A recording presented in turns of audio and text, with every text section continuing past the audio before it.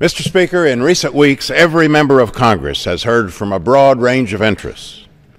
Education leaders, state and local officials, defense contractors, small businesses. People concerned about the devastating impact of the looming sequestration spending cuts. Each of these groups, indeed all of our constituents, deserve an honest accounting. How did we get in this predicament? And how can we get out of it in a way that accelerates our economic recovery and restores our fiscal health?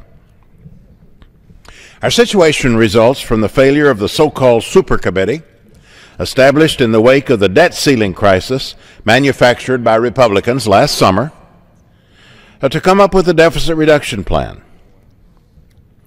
Instead, we're faced with across-the-board cuts that would indiscriminately slash more than 8% from every national security and domestic account.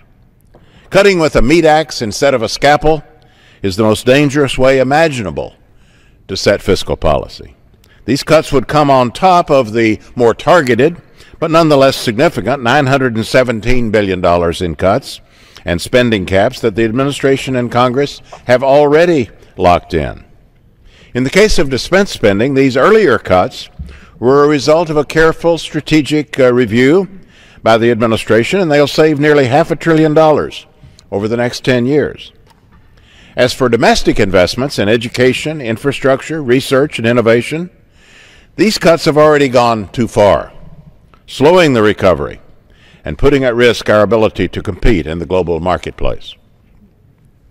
House Republicans' first order of business in the 112th Congress was to precipitate an unnecessary, confidence-shaking government shutdown crisis to extract domestic spending cuts. From there, they moved to the needless, months-long debt ceiling crisis, months during which consumer confidence plummeted and the economy posted 2011's 4 slowest months of job growth. By undermining confidence in the economy and withholding counter-cyclical investments that would boost the recovery and prompt future growth, Republicans have provided a case study in how not to make macroeconomic policy. And yet they want to do more of the same. According to the Economic Policy Institute, House Republicans approved a 2013 budget that would put 4.1 million people out of work by cutting investments in our future. At root, Republicans are proposing a brand of European-style austerity, the same policy that has tipped many economies back into recession. Interestingly, with sequestration now looming and pressure from defense contractors mounting, a substantial portion of the Republican caucus on both sides of the Capitol has belatedly become aware of the concept of macroeconomics. All of a sudden, they're talking macroeconomics.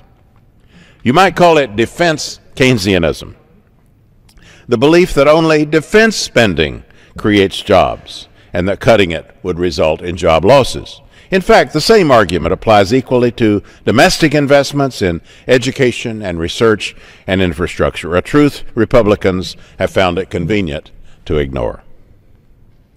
And the Republicans, by the way, can only thank themselves for the deep defense cuts in sequestration.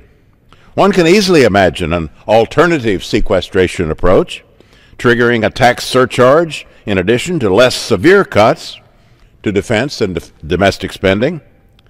But as was the case during these repeated unnecessary crises, Republican dogmatism kept revenue off the table. It's clear sequestration would devastate our defense, education, infrastructure, and research sectors, undermining our economy over the near and long term.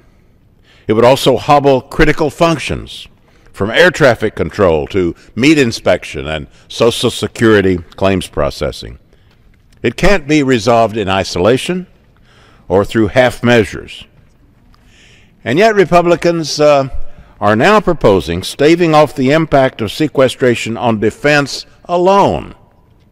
And they'd pay for it by again targeting health care for low-income women and children, food and nutrition assistance, and other safety net programs for the poorest Americans, in addition to locking in a 2% Medicare cut.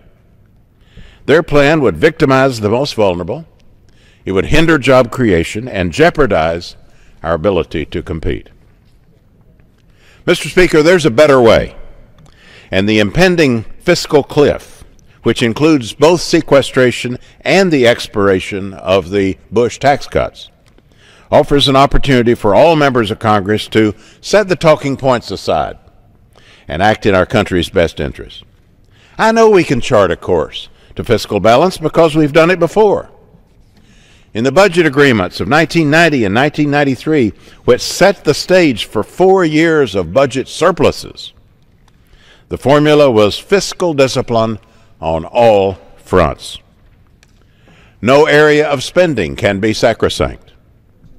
We should focus our limited dollars on boosting the recovery and making critical investments in our future, because the most effective means of deficit reduction is a growing economy. And as in the 1990s, revenue must be part of the solution. The President has already proposed a sensible plan allowing the Bush-era tax breaks to expire on income over $250,000 a year. Extravagant tax breaks for various special interests must be ended. The revenue raised could be used to pay down the deficit and to help fund the investments in education, research, infrastructure, and innovation that are critical to economic growth. Most Americans agree with this comprehensive approach, but most Republicans still hide behind their anti-tax pledges. Their insistence that no additional revenue can ever be raised, for example, by ending tax loopholes for oil companies or asking millionaires to return to their Clinton-era tax rates. That's still the largest obstacle to a sensible budget compromise in Washington. As we approach the fiscal cliff, that fever has got to break. We must find our way to the comprehensive, balanced approach that will enable our country and all of our people to prosper.